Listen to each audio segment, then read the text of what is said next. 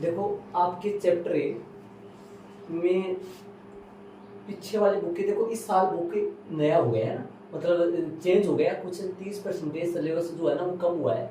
शायद एक के चैप्टर में कितना क्या हुआ है, अभी स्टार्टिंग से तो हुआ नहीं, लास्ट से हुआ है, तो मैं बता दूंगा आपको। चैप्टर नंबर 1 से स्टार्ट करूँ, आपके करीबन चैप्टर 13 है या 14, एक चैप्टर पहले टोटल 14 थे, जिनमें एक हट गया है या 2 हट गया है, ये कंफर्म करवाऊंगा मैं आपको। पहला चैप्टर स्टार्ट करें अपन, तो समुच्चय सेट से।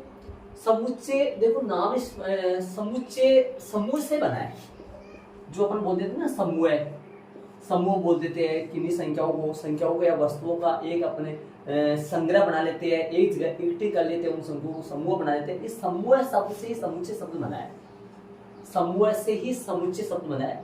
और यह समुच्चय की जो सही परिभाषा है वो आपको बताऊंगा। आपको ये शब्द आपके लिए नया है, आपने पहले थोड़ी पढ़ा था, 10वीं क्लास तक आपके समुच्चय वगैरह कुछ नहीं सुना था, तो ये आपके लिए नया है सब। और आगे भी आपके गणित में चलेगा ना, तो 10वीं क्लास की गणित और 11वीं क्लास की गणित में फर्क बता दूं मैं आपको। 10वीं क्लास में एक तो जो कैलकुलेशन आपने सीखी है, जोड़ वाला कहाँ जाएगा, माइनस में जाएगा, गुणा वाला भाग में जाएगा, वो कैलकुलेशन आपने समझी है, वो थोड़ी बहुत काम आएगी। बाकी द्विघाती समीकरण आपने सीखा है, वो काम में आएगा चैप्टर नंबर 4 में जाकर। और बाकी कुछ नहीं काम में आएगा। 10वीं क्लास का 10th तक जो गणित है और 11वीं 12वीं का जो गणित है वो अलग पैटर्न है। जैसे आप जानते हो 8वीं तक का गणित आपने सीख के आए हो, 8वीं तक पढ़ के आए हो। 8वीं के बाद जैसे अपन 9th में आते हैं, तो 8वीं और 9th का गणित में बहुत फर्क होता है लगभग। ऐसे ही 10वीं का गणित में और 11वीं के गणित में फर्क होगा, लगभग सारा सब कुछ अलग चलेगा। लगभग कोई खास टॉपिक है श्रीधराचार्य सूत्र द्वारा, वो एक मूल वगैरह नहीं बदलेगा।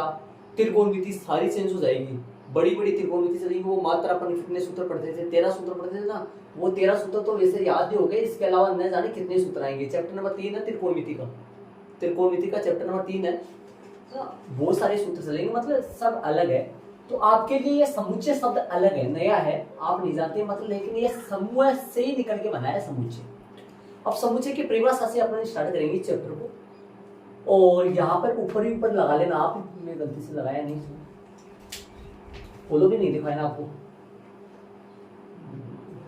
भाई। इस चैप्टर में क्या क्या पढ़ने वाले हैं अपन, वो भी मैं नहीं दिखाया, तो यहाँ पे लिख दो ऊपर ही ऊपर, तो आप वही लगा दो। क्या लगाओगे आपको पता है, स्टार्टिंग में अपन पूरे चैप्टर का नहीं, कभी जैसे मान लो कम बेसिक हो, बहुत कम होता तो पूरे चैप्टर का बेसिक अपन लिख देते हैं, लेकिन इसमें बहुत ज्यादा है तो अपन प्रश्नावली वाइज ही करेंगे। तो प्रश्नावली किसका 1.1 का बेसिक या का परिचय लगा दो, सिर्फ इतना का परिचय ऊपर को लगा देना, इतनी सी जगह बन जाएगी सर आपको ना। का परिचय आराम से पढ़ेंगे अपन शांति से, और खूब सारा टाइम मिलेगा अपने को, बोर्ड क्लासों से ज्यादा टाइम अपने को मिलेगा।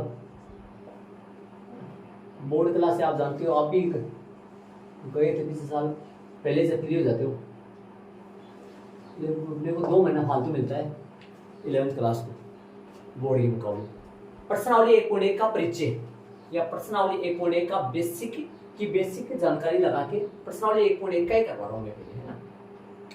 और इसके साइड में या तो एग्जाम्पल आ जाएगा, शायद मैं जो गलती से मैंने भूल गया, मैं चैप्टर का फॉलो आपको दिखाया नहीं, मैं चैप्टर में किस तरीके से कैसे अपन आगे बढ़ने वाले हैं, अगली बार वाले चैप्टर से करवा दूंगा। चैप्टर का फॉलो का मतलब क्या हुआ, चैप्टर में अपन कितनी एक्सरसाइज पढ़े हैं और कौन कौन से एक्सरसाइज में अपन क्या क्या पढ़ने वाले हैं, वो वाला, ठीक है। तो प्रश्नावली 1.1 का परिचय में समुच्चय की परिभाषा सुनिए। वस्तुओं या संख्याओं के सुपरिभाषित संग्रह या समूह को ही समुच्चय कहते हैं, ठीक है। और उधर क्या लिखा मैंने, ऐसे समूह जो क्या नहीं है, सुपरिभाषित नहीं है, वो समुच्चय नहीं होते हैं, नहीं कहलाते, वो समुच्चय होते नहीं, वो समुच्चय। अब वो परिभाषा एग्जाम्पल देंगे कौन से, तो अब ये सुपरिभाषित संग्रह कौन सा होता है और सुपरिभाषित संग्रह कौन से नहीं होते। संग्रह का दूसरा नाम समूह है। वस्तुओं या संख्याओं के सुपरिभाषित संग्रह या समूह को ही समुच्चय कहते हैं, और सुपरिभाषित जो संग्रह या समूह जो नहीं होता है वो समुच्चय नहीं होता है। ठीक है, तो जैसे में एग्जांपल के तौर पे लिखे तो 10 से कम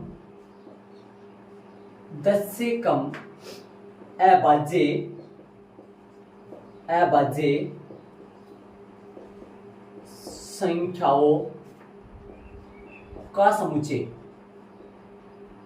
10 से कम अभाज्य संख्याओं का समुच्चय। क्या ये फिक्स होता है क्या? मान लो 3 बच्चे को खड़ा करके बोलूं कि 10 से कम अभाज्य संख्याएं बताओ, तो सारे बच्चे फिक्स ही बताएंगे। जिनको आता, मान लो आता ही है तीनों को, और वो फिक्स ही बताएंगे। क्या क्या बताएंगे? 10 से कम अभाज्य संख्याओं का संग्रह में 2 बताएंगे, 3 बताएंगे, 5 बताएंगे, 7 बताएंगे, बस 10 से कम, है ना? ये आएंगे ना। तो सबका आंसर ये 4 ही होगा। क्या इसमें कुछ और डालने की कोशिश करेगा कोई? कोई नहीं करेगा। सबको आएगा, समझ लो 10 फिक्स हो गए। तो ये जो समूह है, ये कैसा समूह है? सुपरिभाषित समूह है ये। ठीक है, और एग्जांपल ले, और एग्जांपल, ये पहला एग्जांपल है और ये दूसरा एग्जांपल है। सभी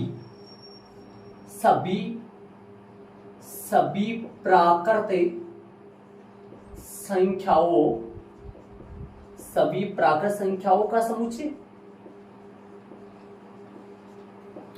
सभी प्राकृत संख्याओं का समूह होगा। लेकिन ये समूह कैसा है? इसलिए इसको क्या बोलेंगे? समुच्चय। सारा हिसाब के आगे बहुत कुछ बातें आएंगी, अपन धीरे धीरे एक एक बात को समझते हुए समझेंगे। 10 से कम अभाज्य संख्याओं का समुच्चय, सभी प्राकृत संख्याओं का समुच्चय, और एग्जांपल खूब सारे हो सकते हैं। तीसरा और लिख दो, सभी सम प्राकृत संख्याओं का, सभी सम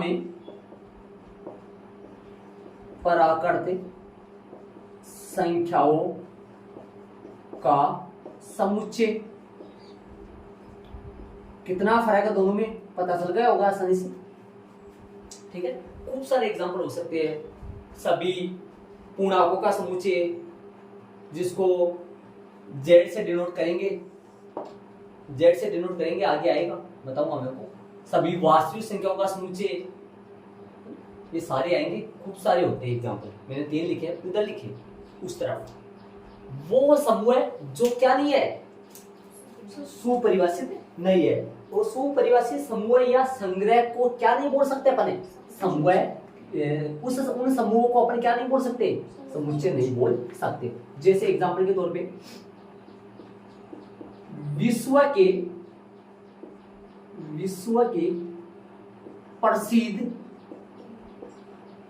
के प्रसिद्ध 3, 4, 5 जो भी है, 5 विश्व के प्रसिद्ध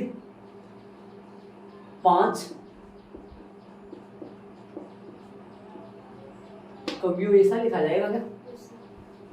बड़ी मात्रा आएगा, ये है वैसे कवियों का समुच्चय, है ना। और एग्जांपल लिखो, फिर समझाऊंगा मैं। पहला और दूसरा एग्जांपल लिख रहा हूं। भारत के 3 या 2 या 4 3 प्रसिद्ध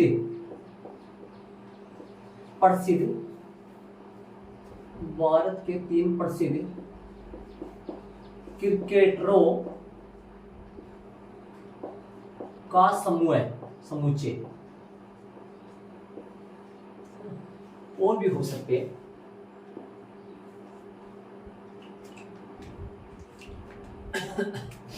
और बोले तो विश्व के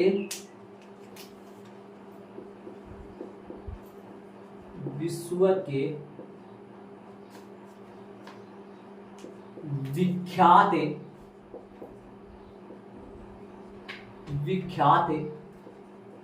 3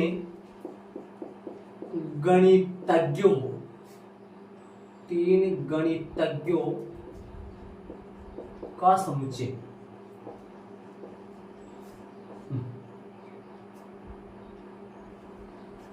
अब ध्यान से देखना, तीन ही इधर दिए मैंने, तीन ही उस तरफ एग्जाम्पल दिए, उनमें इनमें कुछ फर्क है। जैसे मान लो मैं किसी बच्चे किन्हीं भी तीन बच्चों को खड़ा करूं और उनसे इसका आंसर पूछूं, तो तीनों बच्चे आंसर फिक्स ही देंगे। इनमें कल्पना नहीं चल सकती, इनमें मतलब भेदभाव नहीं चल सकता, इनमें सारे बच्चे आंसर सेम देंगे, इनमें भी सेम देंगे, इनमें भी सेम देंगे। लेकिन यदि मैं तीन बच्चों से खड़ा करके इनके नाम पूछूं, तो एक बच्चा तो अलग ही 5 कवियों के नाम बताएगा, दूसरे बच्चे से पूछूंगा वो अलग ही 5 कवियों के नाम बताएगा, तीसरे बच्चे से पूछूंगा वो अलग ही 5 कवियों का नाम बताएगा। हो सकता है कोई मिल भी जाए नाम, लेकिन ऐसा नहीं है कि 5, ऐसा थोड़ी है कि भाई फिक्स 5 प्रसिद्ध, फिक्स 5 है, फिक्स 5 नहीं हो सकते, कोई भी 5 हो सकता है। देखो मेरी ओर से मैं मानूं तो मैं कोई और 5 के नाम बताऊंगा। इसमें क्या चलता है, इसमें जैसे मान लो भाई इसमें भेदभाव चल सकता है, या फिर ऐसे बोले तो इसमें अपना फिक्स नहीं है, निर्धारित नहीं है, अपना दिमाग के अनुसार, अपनी सोच के अनुसार, अपनी कल्पना के अनुसार इसमें किन्हीं के भी 5 के नाम बताए जा सकते हैं। ऐसे इनमें कोई तीन, किसी को 3 अलग क्रिकेटर अच्छे लगते हैं, किसी को कोई 3 अलग का नाम बताएगा, कोई 3 अलग का नाम बताएगा। ऐसे ये कोई 3 अलग गणितज्ञ का नाम बताएगा, मतलब ये फिक्स नहीं है और वो फिक्स है। तो ऐसे देखो ये जो 3 उदाहरण है समूह के, ये तीनों उदाहरण समूह के, जो ये 3 उदाहरण ये सुपरिभाषित समूह कहलाते हैं। इसलिए ये सुपरिभाषित समूह होने की वजह से ये तीनों उदाहरण समुच्चय माना जाएगा। इन तीनों समूहों को क्या बोल सकते हैं, समुच्चय, ठीक है। लेकिन ये तीन एग्जांपल ऐसे हैं, इनमें अलग अलग आंसर आता है, इनमें सोच चलती है किसी की, मान लो अलग अलग रुचि के अनुसार आंसर दिए जाते हैं इनमें।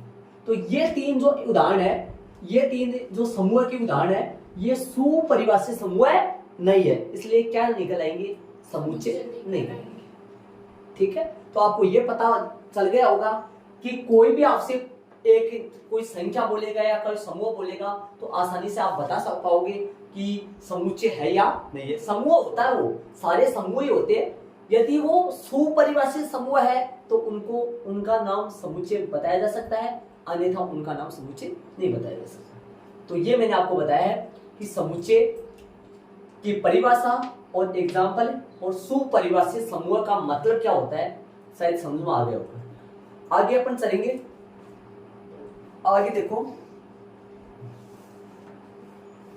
समुच्चय,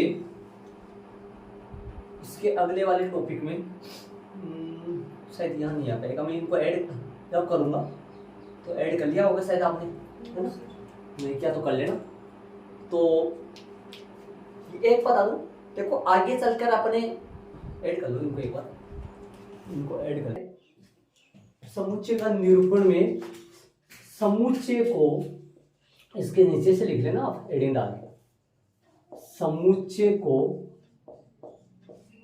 अंग्रेजी वर्णमाला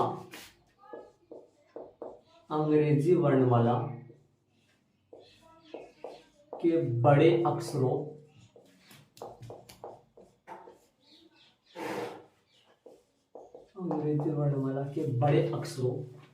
समुच्चय को अंग्रेजी वर्णमाला के बड़े अक्षरों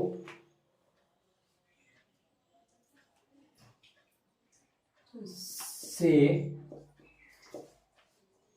व्यक्त करते हैं या निरूपित करते हैं या दर्शाते हैं। जैसे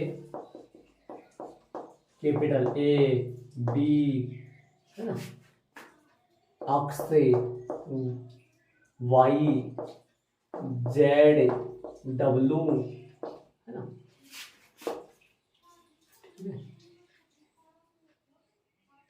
एल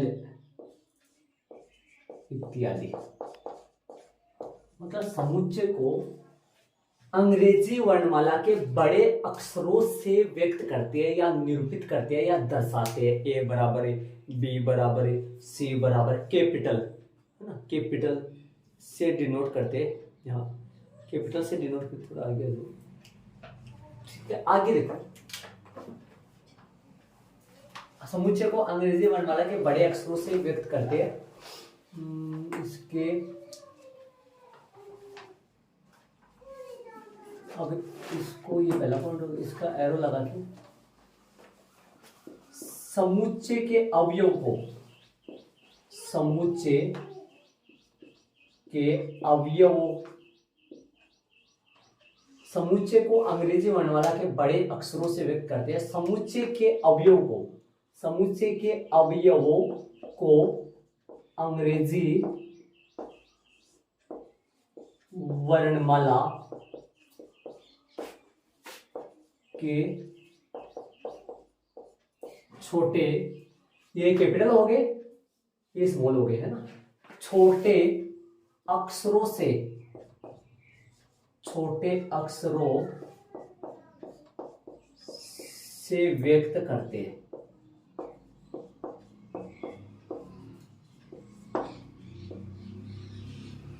समुच्चय के अवयवों को अंग्रेजी वर्णमाला के छोटे अक्षरों से, छोटे अक्षरों से व्यक्त करते हैं।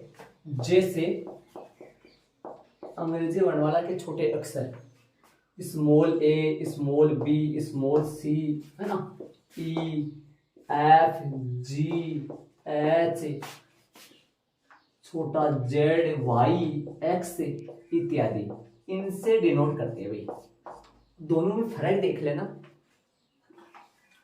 समुच्चय को अंग्रेजी वर्णमाला के मतलब पहली विषय से तो कौन सा होता है, समुच्चय को, और उनके अवयव को कौन से स्मॉल लेटर से डिनोट करते हैं। ठीक है, तो इसके आगे एक बात और है लास्ट,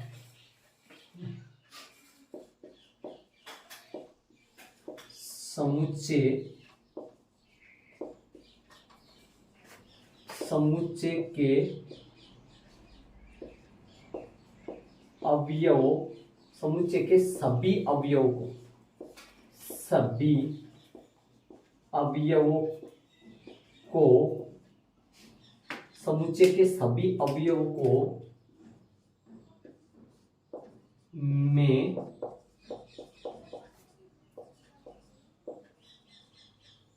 लिखते हैं। समुच्चय के सभी अवयवों को मंजिला ब्रैकेट में लिखते हैं तथा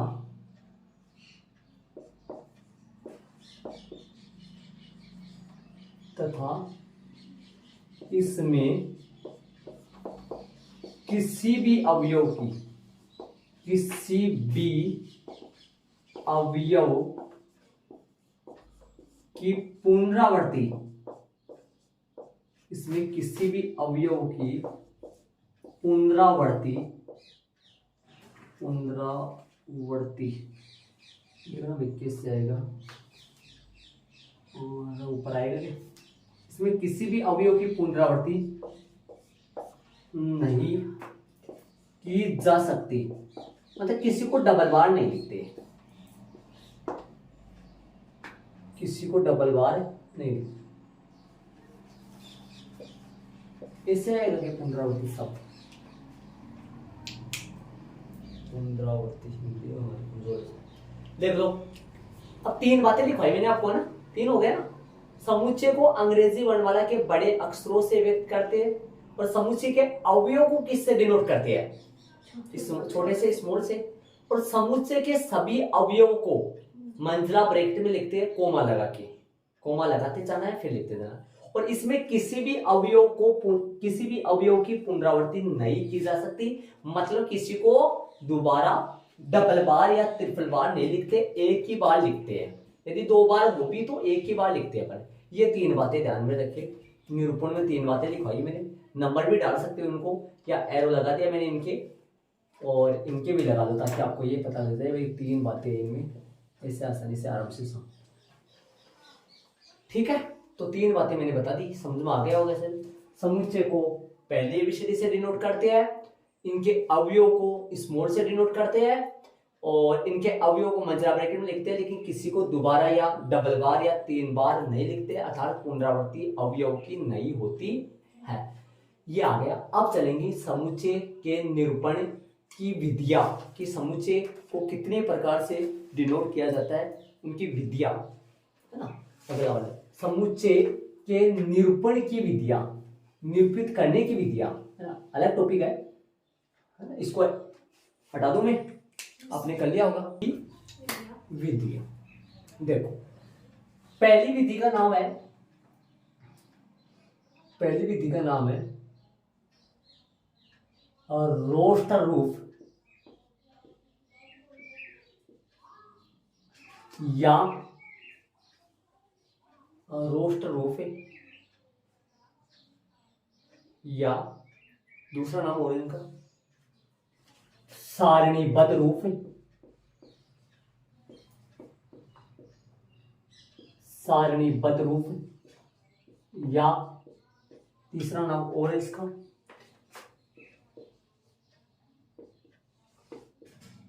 सूचीबद्ध रूप। सारणीबद्ध रूप, सूचीबद्ध है या सूची रूप है, वो देखना पड़ेगा। सूचीबद्ध रूप है, मिलेगा रूप, है ना। और दूसरा रूप है, इसका एक ही नाम है सिर्फ, समुच्चय निर्माण रूप। रोस्टर रूप या सारणीबद्ध रूप या सूचीबद्ध रूप, और दूसरा नाम है समुच्चय निर्माण रूप। ठीक है, अब मैं दो उदाहरण लेता हूं, यहां लिख दूंगा मैं दो उदाहरण, समुच्चय के दो उदाहरण में ले रहा हूं, जिसकी सहायता से इन दोनों को समझेंगे। समुच्चय के दो उदाहरण है ना, जिनकी सहायता से इन दोनों को अपन समझेंगे। सर, हाँ, मैं के ऊपर की मात्रा लगाओ, मैं के ऊपर निर्माण में। Yes sir. हाँ सही बात, निर्माण वही लगेगा बेटा, मैं के ऊपर ही आएगा, मैं के ऊपर आएगा सर, निर्माण पहले आएगा। यस निर्माण। देखो कि वो क्यों किसे लगता है, निर्माण ये लगा रहा है सर, यही है। आप बुक में देख लो, दिखाई दे रह तो आ रहा है शुरू में, तो ऊपर ही आएगा। देखो लिखा हुआ है, लिखा हुआ है। Yes sir. चलो, समुच्चय के दो उदाहरण। अब दो उदाहरण का मतलब ये हुआ, मैं दो उदाहरण लूंगा और उन दोनों उदाहरणों के रोस्टर रूप लिखेंगे और इनके समुच्चय निर्माण रूप लिखेंगे, ताकि अपने ये समझ आ जाएगा कि रोस्टर रूप में समुच्चय निर्माण रूप में क्या फर्क है। दो उदाहरण ले रहा हूं, पहला उदाहरण ले रहा हूं मैं, पहला उदाहरण ले रहा हूं 42 को विभाजित, 42 लिख दो, 42 को विभाजित, आपकी बुक के एग्जाम्पल ले रहा हूं मैं, लगभग 42 को विभाजित करने वाली 42 को विभाजित करने वाली सभी संख्याओं का समुच्चय,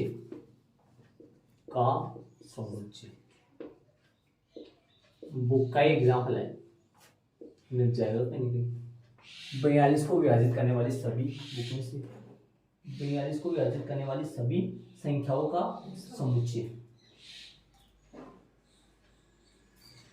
थ्योरी में पढ़ा होगा सर, 42 को विभाजित करने वाली सभी संख्याओं का समुच्चय,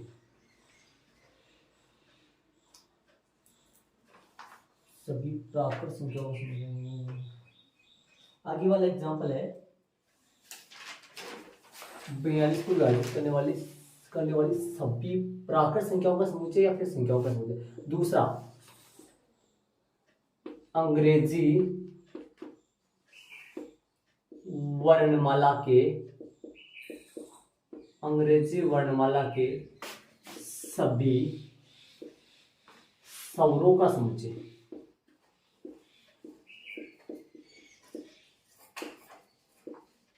ये दूसरा एग्जाम्पल है। अब ये न तो कोई रोस्टर रूप है और न समुच्चय निर्माण रूप है। अब इन्हीं को मैं एक तरफ तो रोस्टर रूप लिखूंगा मैं इन्हीं का,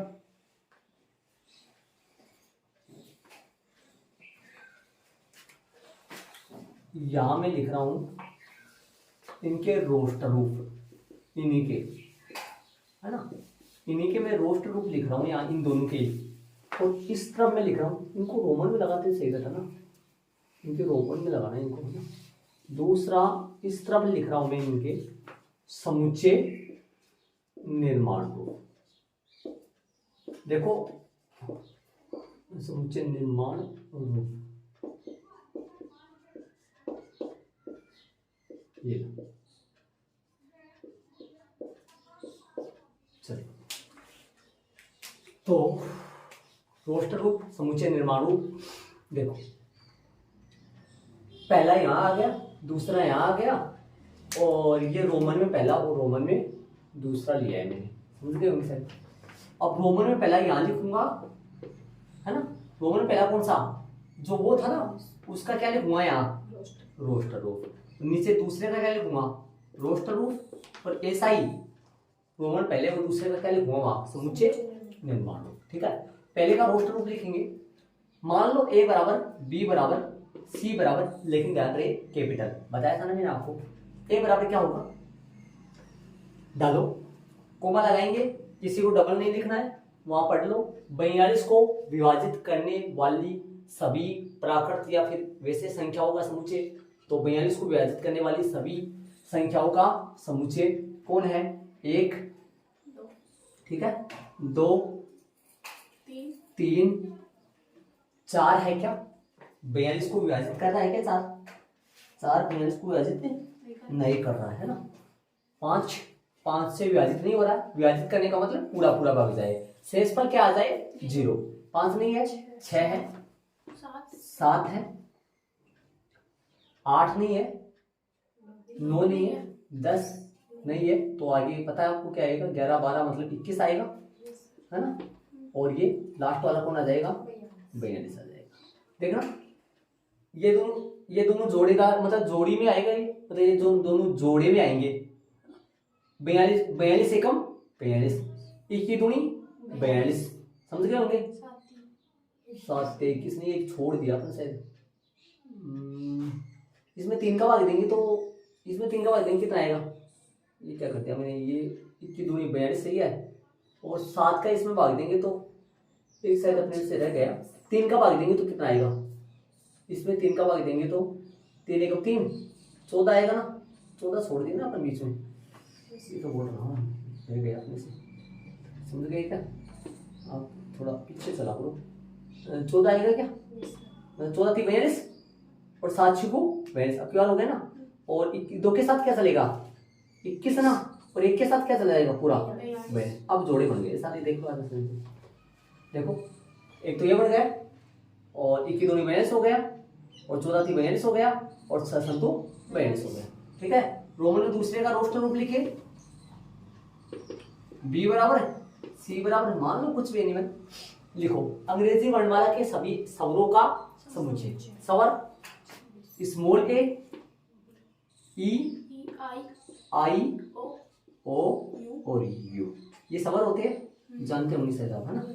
चलो उधर चले, अब ये आपसे मैं बोल रहा हूँ, ध्यान से सुनो, ये न तो रोस्टर रूप है न समुच्चय रूप निर्माण रूप है, ये तो अपना नॉर्मल हिंदी है, नॉर्मल है ना, और इस हिंदी से अपन मैंने क्या ये दोनों क्या बनाए, इनके रोस्टर रूप बनाए, इसी हिंदी से मैं उस उधर बनाऊंगा समुच्चय निर्माण रूप बनाऊंगा, है ना।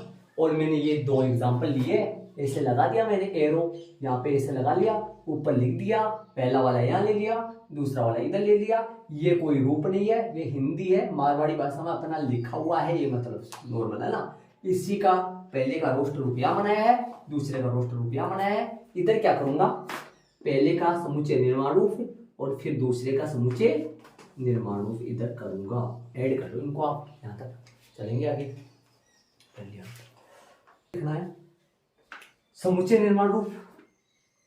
समुच्चय निर्माण रूप में ए बराबर मंझला ब्रैकेट एक्स सच डेट एक्स, या एक्स जहां एक्स, इसको ऐसे बोला जाता है, इसको इंग्लिश में बोला जाता है सच डेट, और हिंदी में बोला जाता है एक्स जहां एक्स, एक्स के सारा या इस प्रकार ही बोलते हैं इसको हिंदी में बोलते हैं इस प्रकार, है ना, मतलब या अक्ष के बारे में अपन बताएंगे अक्ष यहाँ क्या है, या अक्ष अक्ष सच डेट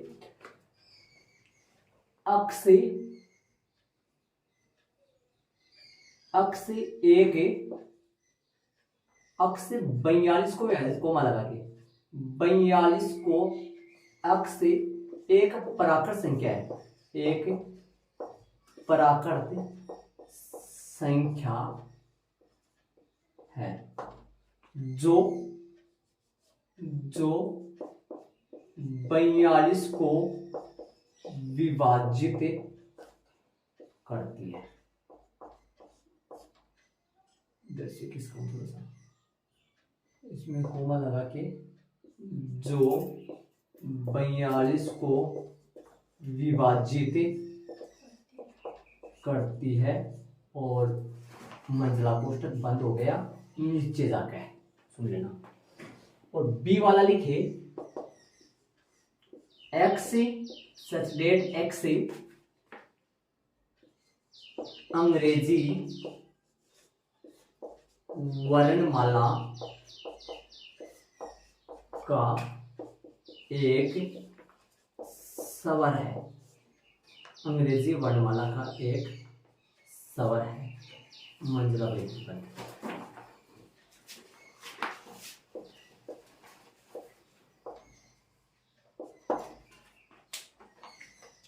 देख लो शांति से आराम से ऐड कर लो। यहाँ तक रोमन में दूसरा है, ये रोमन में पहला है और ये रोमन में दूसरा है। देख लो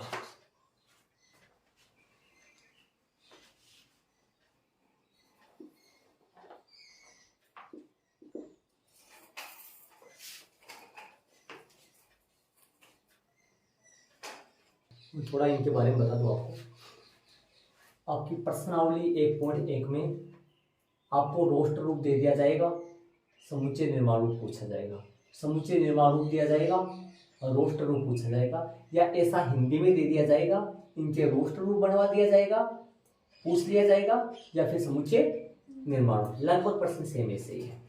इसके अलावा और कुछ ऐसा भी है कि उनमें से पता करना पड़ेगा कि समुच्चय है या फिर नहीं है। बहुत सारे समूह दे रखा है, उनमें से ये पता करना पड़ेगा कि समुच्चय है या नहीं है। सुपरिभाषित समूह हुआ तो वो समुच्चय होगा, और सुपरिभाषित समूह नहीं हुआ तो वो समुच्चय नहीं होगा। सारणीबद्ध रूप, अब देखो इसको लिखने का तरीका देखो। रोस्टर रूप में संख्या वाला रूप होता है, इनमें बीच में कोमा लग के ऐसा वाला होता है, ये संख्या वाला रूप होता है, और वो हिंदी वाला रूप होता है, इसमें हिंदी चलती है, और इसमें ये संख्या वाला रूप होता है। क्योंकि ये दोनों सेम है, ये पहला रोमन में दोनों सेम है, बस फर्क ये है लिखने का फर्क है। ये ऐसा लिखा गया वो वैसा, उसको समझाऊंगा मैं लिखने का तरीका।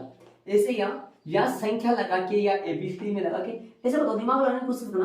क्या मैं यहाँ ऐसा लिख सकता हूँ? क्या दिमाग लगाओ, ऐसा डबल बड़ा वाला ई लगा सकता हूँ?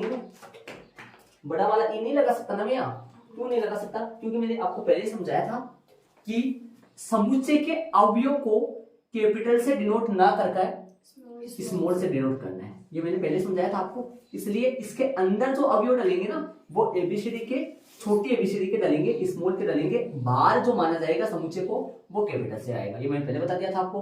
अब लिखने का तरीका देखो, ध्यान से सुनना। इसका देखो समुच्चय निर्माण रूप का ऐसे लिखेंगे, ए बराबर बी बराबर, ये तो जो आएगा उसमें ये आ जाएगा, ठीक है। अब मंजिला ब्रैकेट, वहां पे मंजिला ब्रैकेट है। अब यहाँ क्या लिखा, एक्स, जहां एक्स, ये एक्स जो है ना ये क्या है, इस अक्ष के बारे में इतना डिटेल है, इतना यहाँ तक डिटेल है। यहाँ पर जो अक्ष लिखा गया है ना इनके बारे में यहाँ तक डिटेल है, ये समझा गया है अक्ष क्या है उसके बारे में यहाँ तक बताया गया है। अक्ष क्या है उसमें अक्ष एक प्राकृत संख्या है। देखो देखिए ये अक्ष का मान है, ये एक्स का मान है। अक्ष का मान एक नहीं है, कितने हैं? ये सारे अक्ष के मान है। अक्ष के मान क्या क्या चल रहा है? अक्ष का मान एक भी है ना, अक्ष का मान दो भी है, अक्ष का मान 3 भी है, और अक्ष का मान 6 भी है, मतलब अक्ष का मान 7 भी है, मतलब ये अक्ष के मान सारे ही है। और अक्ष क्या है? अक्ष एक प्राकृत संख्या है, अक्ष एक प्राकृत संख्या है जो किसको 42 को विभाजित करती है। इस तरीके से यहाँ हिंदी लिखना, पहले यहाँ एक्स लगा देना है, आपको आप बोलोगे एक्स ही लगाना है, हाँ परिभाषा के तहत यहाँ पर एक्स ही आया है। लगाने में देखो वाई का भी आएगा, सवालों में वाई भी आ जाएगा, स्मॉल जेड भी आएगा, लेकिन स्मॉल आएगा पहले बता दिया था मैंने आपको, कैपिटल नहीं आ सकता यहाँ। तो एक्स क्या है, एक्स के बारे में यहाँ डिटेल बता दिया, या यदि मैं वाई लगा दूं तो वाई के बारे में डिटेल बता दूं, लेकिन परिभाषा के थ्रू अपन एक्स ही लेंगे, एक्स ही बुक में लिया हुआ है सिलेबस के अकॉर्डिंग। तो यहाँ एक्स क्या है, यहाँ एक्स क्या है, एक्स अंग्रेजी वर्णमाला का एक क्या है, स्वर है। तो स्वर जानते हो कैपिटल तो होता नहीं है, स्वर तो स्मॉल ही दिखा जाता है। तो अक्स का मान क्या क्या है, यहाँ एक्स बराबर है ए से, यहाँ 1 2 3 चल रहा है, तो इसमें एक्स बराबर क्या क्या है, ए है, एक्स बराबर ई है, एक्स बराबर आई है, ओ है, यू है, ये सारे एक्स के मान चल रहे हैं। ठीक है, तो अक्स के बारे में ऐसा डिटेल से लिख रहा है। तो ऐसा हिंदी वाला जो होता है ना वो समुच्चय निर्माण रूप होता है, और जो मैथ वाला जो गणित वाला होता है, जो संख्या वाला होता है, वो कौन सा रूप होता है, रोस्ट रूप। कोमा लग के देखे तो ऐसा है। अब देखो आपकी बुक में रोस्ट रूप के नाम सारणीबद्ध भी लिखा हुआ है, कहीं सूचीबद्ध भी लिखा हुआ है, लेकिन समुच्चय निर्माण रूप का एक ही नाम होता है, सिर्फ और सिर्फ एक ही नाम होता है। तो समुच्चय को निरूपित करने की विधियां कितनी है, 2, रोस्ट रूप या सारणीबद्ध रूप या सूचीबद्ध रूप, इनमें से कोई सा भी नाम ले बोल सकते हैं, तीनों नाम सेम है, बल्कि समुच्चय निर्माण रूप का एक ही नाम है। और ये 2 समुच्चय, ये क्या है, ये न तो सारणीबद्ध रूप है, मतलब न तो सारणीबद्ध रूप है, न सूचीबद्ध रूप, बताइए तुम तीनों तो सेम ही हो गए ना, मतलब न तो रोस्ट रूप है न समुच्चय निर्माण रूप है। ये तो एक प्रकार का हिंदी में लिखा हुआ है, जैसे मैंने याद करो आपको अभी परिभाषा लिखवाई थी, उस परिभाषा के नीचे मैंने ऐसे लिखे थे, वहां कौन से मैंने रोस्ट रूप डाले थे, नहीं, वहां कौन से मैंने समुच्चय रूप डाले, नहीं डाले थे ना, मैंने सिर्फ हिंदी में लिखा था ऐसे। ऐसे तो सुपरिभाषित वाले में लिखा था, और ऐसे ही सुपरिभाषित नहीं वाले थे उस तरफ याद लिखा था वो। ये हिंदी वाला है, न तो रोस्ट रूप न समुच्चय निर्माण रूप, इनको ये रोस्ट रूप है, ये समुच्चय निर्माण रूप। शायद आराम से समझ में आ गया होगा। अब लास्ट टॉपिक देखो, जेड क्या होता है ना, आपका आर क्या होता है, आर प्लस क्या होता है ना, एन क्या होता है, ये कम से कम 10-12 ही आगे जाके काम में आएंगे, ये इनके बारे में लिखूंगा, फिर अपन एग्जाम्पल में चलेंगे। क्या होता है, एन पता चल गया होगा शायद, एन क्या होता है, प्राकृत संख्याओं का समुच्चय, नेचुरल नंबर। जेड क्या होता है, जेड पूर्णांकों का समुच्चय। आर क्या होता है, वास्तविक संख्याओं का समुच्चय, रियल नंबर। आर प्लस क्या होता है ना, धनात्मक वास्तविक संख्याओं का समुच्चय। मैं लिखूंगा ये 10-12 है, इसको ऐड कर लिया आपने, चलो। तो मैंने क्या लिया है, गणित के विशेष संग्रह से बने समुच्चय, विशेष संग्रह या समुच्चय, समूह है ना, मतलब ये गणित में विशेष प्रकार के समूह है, ये फिक्स होते हैं, मतलब इनको जैसे कहीं पे भी आ जाए ना, वास्तविक संख्याओं का समुच्चय, प्राकृत संख्याओं का समुच्चय, वहां हिंदी नहीं बोलेंगे प्राकृत संख्याओं का समुच्चय, वहां डायरेक्ट एन बोलेंगे अपन, एन जेड। क्यों, ये 12वीं क्लास में आगे जाओगे ना, 12वीं क्लास में तो इनको डायरेक्ट वहां ऐसा हिंदी में नहीं लिखा हुआ आएगा प्राकृत संख्या, वहां एन लिखा हुआ आएगा, जेड लिखा हुआ आएगा, आर प्लस लिखा हुआ आएगा, एन, तो तुरंत आपको समझ जाना है कि इनका अर्थ क्या होता है, इनका ये समझना, इसलिए ये यहाँ पर बताइए, पहले आपके चले नहीं ऐसे। तो एन का मतलब क्या हुआ, नेचुरल नंबर बोलते हैं इसको, तो यहाँ पर क्या आ जाएगा, प्राकृत संख्या होगा, है ना, तो क्या आ जाएगा, प्राकृत संख्याओं का समुच्चय। इसका अर्थ हो गया प्राकृत संख्याओं का समुच्चय। तो समझ गए होंगे शायद, एन जहाँ पे भी आए तो वहां पर समझ जाओगे आप कि प्राकृत संख्याओं का समुच्चय है, ठीक है। दूसरा जेड, जेड का मतलब हो गया पूर्णांकों का समुच्चय, जेड, और इसको आई भी बोलते हैं, आई, कैपिटल आई। आई का मतलब हो गया, आई और जेड दोनों सेम ही है, आई बोलो या जेड बोलो, इंटीजर होता है वो इंग्लिश में। तो ये आ गया पूर्णांकों का समुच्चय, पूर्णांकों का समुच्चय, ठीक है। आगे तीसरा, क्यों, क्यों हो गया परिमेय संख्याओं का समुच्चय, परिमेय संख्याओं का समुच्चय, परिमेय होगा शायद, इसका तो इंग्लिश का तो पता नहीं है मेरे को, परिमेय कोऑर्डिनेट क्यों से डिनोट होगा, आर वास्तविक संख्याओं का समुच्चय, आर होगा वास्तविक संख्याओं का समुच्चय, वास्तविक संख्याओं का समुच्चय।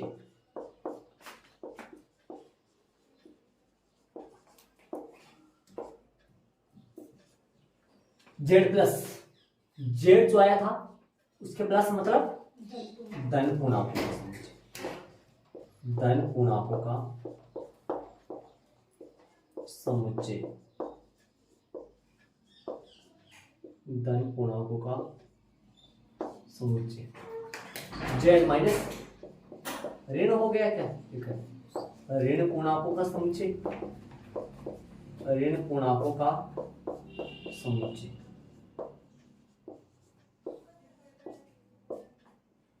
और आर वास्तविक संख्याओं का समुच्चय मतलब धनात्मक, धनात्मक लिख दो ना, पूरा धन से नहीं बैठता, धनात्मक वास्तविक संख्याओं का समुच्चय, धनात्मक वास्तविक संख्याओं का समुच्चय।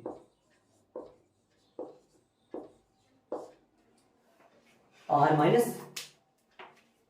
माइनस ऋणात्मक,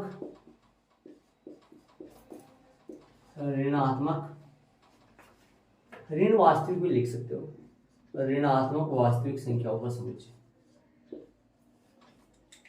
ऋणात्मक वास्तविक संख्याओं का समुच्चय।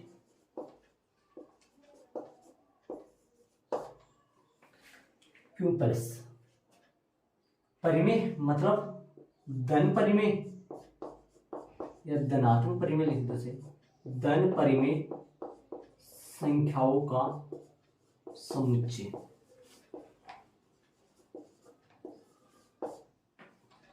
और ये ऋण परिमेय संख्याओं,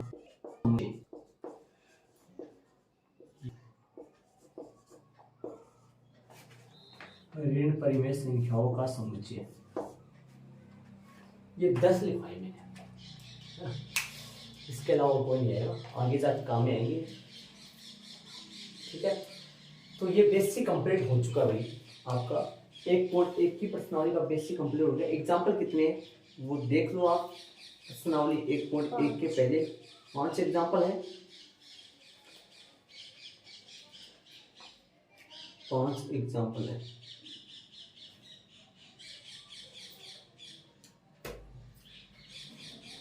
तो ऐड कर लिया आपने, ये आपको याद होना चाहिए क्लियर। पूर्णांकों का इंटीजर होता है और आई भी डिनोट करते हैं इसको, कैपिटल आई से भी डिनोट करते हैं पूर्णांकों को, है ना, लेकिन वो आई आता नहीं आपके यहाँ पर, चलता नहीं, ज़्यादा जेड बोला जाता है इसलिए, ठीक है। तो एग्जाम्पल करें, पहला वाला उदाहरण देखेंगे, इसको करेंगे। ध्यान दीजिए प्रश्न में क्या कर रहा है, प्रश्न में बोल रहा है कि समीकरण x square plus x minus 2 बराबर 0 का इस समुच्चय हल समुच्चय रोस्ट रूप में लिखिए। इसका जो हल है ना, उन हलों का याद करो, आपने कक्षा 10 में द्विघात समीकरण पढ़ा था, चैप्टर नंबर 4 द्विघात समीकरण पढ़ा था। तो द्विघात समीकरणों को हल करने की विधियां पढ़ी थी, याद है तो आपके 4.2 में पढ़ा था गुणनखंड विधि, 4.3 में पढ़ा था पूर्ण वर्ग बनाकर, 4.4 में पढ़ा था श्रीधराचार्य सूत्र द्वारा पढ़ा था ना। उसमें आपने मूल या हल निकाले थे, उन मूल या हलों का क्या निकालना, रोस्ट रूप। तो इनके पहले मूल तो निकालो, तो टुकड़े करेंगे अपन गुणनखंड विधि से। गुणाखंड में -2 x स्क्वायर आना चाहिए, x स्क्वायर को गुणा करेंगे -2 से तो तुरंत पता आपको -2 x स्क्वायर आना चाहिए। जोड़ने घटाने में प्लस का क्या आना चाहिए, x से, तो बता दो भाई, 2 एकम 2 हो जाएगा, माइनस का तो 2x ले लो, प्लस का तो 2x ले लो और माइनस का x ले लो, है ना। मतलब प्लस का 2 माइनस से 1 कितना हो जाता है, प्लस का 1 आ जाएगा। तो अपन क्या करेंगे, x स्क्वायर यही है और इसकी जगह क्या लिख देंगे, प्लस x की जगह प्लस का तो 2x और माइनस का 1x, किसकी जगह लिखा है देख लेना शांति से, माइनस का 2 बराबर में 0। देखो इन दोनों का गुणा माइनस का 2x स्क्वायर, इन दोनों का गुणा भी माइनस का 2x स्क्वायर, कॉमन ले लो, कॉमन क्या आएगा देख लो शांति से, कॉमन आएगा x, अंदर क्या आएगा x प्लस में 2, यहाँ कॉमन -1 आएगा, अंदर x प्लस 2 इक्वल में क्या आएगा 0। यहाँ से देखा जाए तो x माइनस 1 बार वाला, अक्स प्लस 2, इतनी बातें नहीं बोलूंगा, ध्यान रहे, समझ आ रहा होगा सर, कोई दिक्कत थोड़ी है इनमें। यहाँ लगा के तो यहाँ से कितने आए अपने पास, अक्स प्लस 2 बराबर 0। तो अक्स का जो वैल्यू है, अक्स का मान है 1 आ गया, और इधर अक्स का मान -2 आता है, आता है। हल का कौन सा रूप, रोस्टर रूप। रोस्टर रूप में आप जानते हो कैसे रूप बताया था मैंने आपको, समझाया था अभी। हल का या हलों का, हल का रोस्टर रूप इक्वल और रोस्ट रूप बराबर लिख दो। पता है हल का रोस्ट रूप बराबर मंजिला ब्रैकेट है ना, 1 कोमा -2, यही इसका आंसर आएगा। ठीक है, उदाहरण नंबर 2 और करेंगे, उदाहरण नंबर 2, ठीक है, इनको ऐड करो। उदाहरण नंबर 2 की बात करेंगे तो 2 देखो। 2 कह रहा है समुच्चय x जहां x एक धन पूर्णांक है और x स्क्वायर लेस देन 40 का रोस्ट रूप लिखिए। समझ गए आप, कौन सा रूप दे रखा है, याद करो, कुछ समुच्चय निर्माण रूप दे रखा है और ज्ञात कौन सा करना है, रोस्ट रूप ज्ञात करना है। ठीक है, तो मैं ये प्रश्न लिख लो आप इसमें, तो करिए अपन।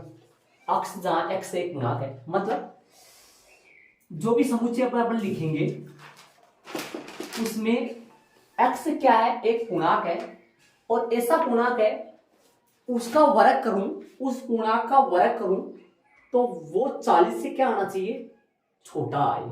इसको बोलते हैं लेस देन बोलते हैं, इसको ग्रेटर देन बोलते हैं। ये समझ में आ रहा होगा शायद, कई बच्चों की दिक्कत हो रहती है इनमें कि है कि नहीं पता नहीं। ये लेस देन होता है, ये ग्रेटर देन होता है। लेस मींस कम होता है, ऐसा देख रहे हैं छोटा है ना, तो लेस मींस कम होता है, LESS, लेस मींस कम होता है, और ये ग्रेटर मींस अधिक होता है, बड़ा हो गया ना ऐसे। तो ऐसा x का मान यहाँ पर मैं क्या क्या पुट कर सकता हूँ पूर्णांक में। पहले बात तो आपको पूर्णांक का पता होना चाहिए। पूर्णांक जानते हो, पूर्णांक क्या होता है, माइनस की संख्या, माइनस का अनंत होता है, चलता जाएगा, फिर माइनस का 4, माइनस का 3, माइनस का 2 उल्टा आता है, मैंने दूसरे लिख रहा हूँ, 0, 1, 2, 3 अनंत से चलता है। ये पूर्णांक है सारे, मतलब सभी माइनस की संख्या है, 0 अलग से और सभी प्लस की संख्या, ये पूर्णांक होता है। ठीक है, अक्स के सारे मान है, पूर्णांक ही बोल रहा ना, पूर्णांक का मतलब माइनस का भी है, प्लस का भी है और 0 भी। यहाँ पर इनमें से कौन कौन सा मैं रख सकता हूं ताकि इस असमीका को संतुष्ट करे, इसको असमीका बोला जाता है, असमीका को संतुष्ट करे ऐसा मान इनमें से कौन सा। जैसे मान लो मैं यहाँ प्लस का 4 रख दूं, प्लस का 4 रख दूं तो 4 का वर्ग 16, 16 छोटा है 40 से, सही बात है, इसका मतलब यहाँ मैं 4 रख सकता हूं। यहाँ मैं 8 रखूं, प्लस का 8 रख के देखो क्या इसको संतुष्ट करेगा, नहीं करेगा। 8 का वर्ग 64, जो कि छोटा नहीं होता है, 40 से बड़ा होता है, लेकिन अपने को ऐसा मान रखना है यहाँ।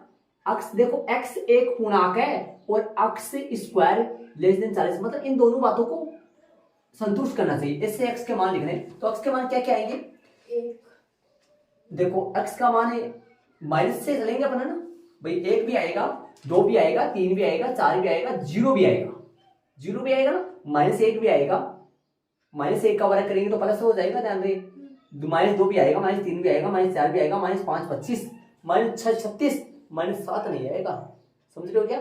तो क्या क्या आएगा, -6 है ना। तो अपन क्या लिखेंगे, अतः कौन सा रूप लिखना है, रोस्ट रूप लिखना है। अतः रोस्ट रूप इक्वल, रोस्ट रूप इक्वल लेस देन इक्वल, तो माइनस का पहले माइनस के लिख लो, फिर प्लस की संख्या, कोमा लगा लगा के आगे कोई डबल नहीं आएगा, डबल कोई भी नहीं आएगा, double x square less than equal, x square less than 40 के लिए एक्स का मान 1 2 3 सीधा लिख दो। तो अक्स के मान धन पूर्णांक लिखा हुआ है क्या प्रश्न में, अपन धन पूर्णांक नहीं लिखे क्या, या धन पूर्णांक लिखो भी, अब देखा बताया नहीं आपने, प्रश्न में बोला है क्या, कैसा पूर्णांक, धन पूर्णांक बोला है, तो मतलब समझ रहे होंगे आपका, प्लस में आएगा। हाँ प्लस में आएंगे।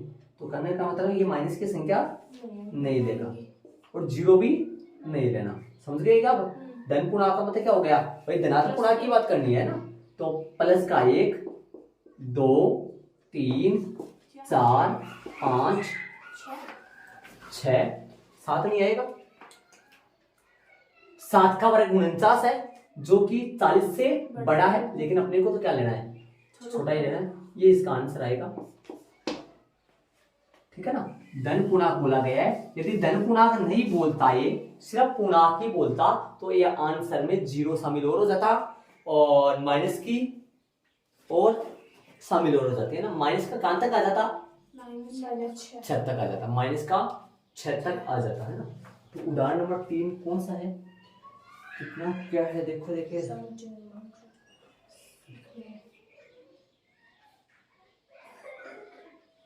तो उदाहरण नंबर 3 में क्या कर रहा है, समुच्चय 1 4 9 16 25 का समुच्चय निर्माण रूप करना है। देखिए इसमें भी रोमन में इसका समुच्चय निर्माण रूप लिखना है। ये क्या था, ये कौन सा रूप था जाने, ये समुच्चय निर्माण रूप था, इसको भी अपन रोस्ट रूप में लिखे थे। अब अपने को रोस्ट रूप दिया गया है ना, रोस्ट रूप दिया गया है। उदाहरण नंबर 3 में रोस्ट रूप दिया गया और कौन सा रूप करना है, समुच्चय निर्माण रूप करना है। कहां तक करना है, 1 से लेकर कहां तक रखा है, 1 4 9 16।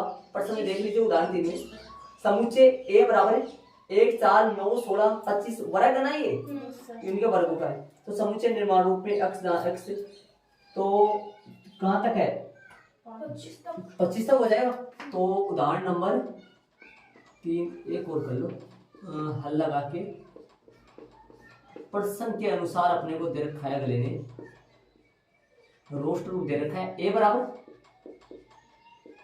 दे रखा है 1 4 9 16 25 दे रखा है और डेट दे रखा है, मतलब ये 25 तक ही सीमित नहीं है, चलता ही रहेगा, है ना। तो आता है कौन सा रूप, समुच्चय निर्माण रूप, समुच्चय निर्माण रूप। ये थोड़े इजी है, समझ में आ जाएंगे, आपको गणित का मालूम बाद में पड़ेगा। 10th क्लास से इजी, 10th क्लास से हार्ड 9th क्लास पढ़ता है, 12वीं क्लास से हार्ड देखा जाए तो 11वीं क्लास है ना। 12वीं की बुक इजी है, 11वीं की बुक आगे जाके ये छोटे छोटे स्टार्टिंग है इनका। अतः समुच्चय निर्माण रूप बराबर, समुच्चय निर्माण रूप डेश लगा लो और नीचे लिख दो ए बराबर, ऐसे लगाओ, नीचे लगा देना ए बराबर, ये भी लगाना है ना क्योंकि ए का वहां नाम नहीं था ना, और यहाँ पे नाम दे रखा है तो नाम लगा ही दो, अपन खुद भी लगा सकते हैं नाम ए बराबर।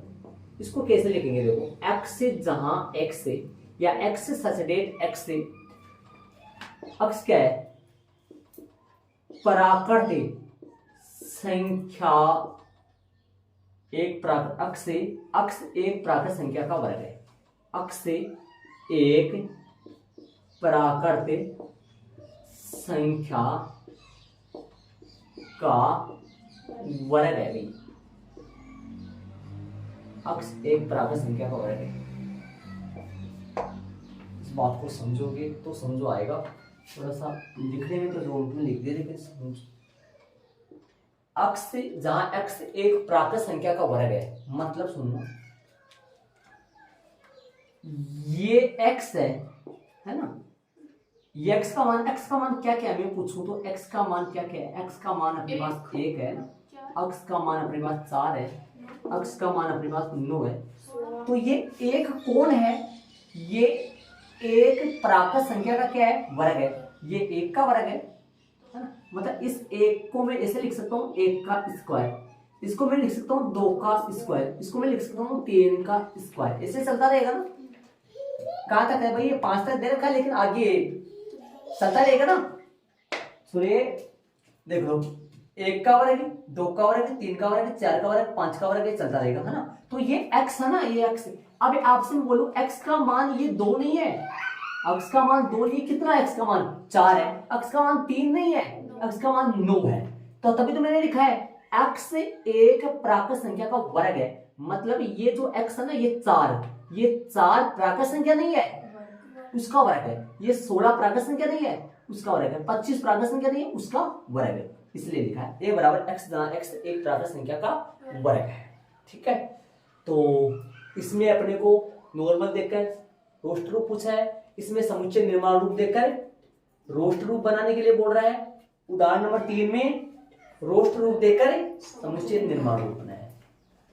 कितने एग्जाम्पल और रखे? 2। ये बाकी अपन कल करेंगे।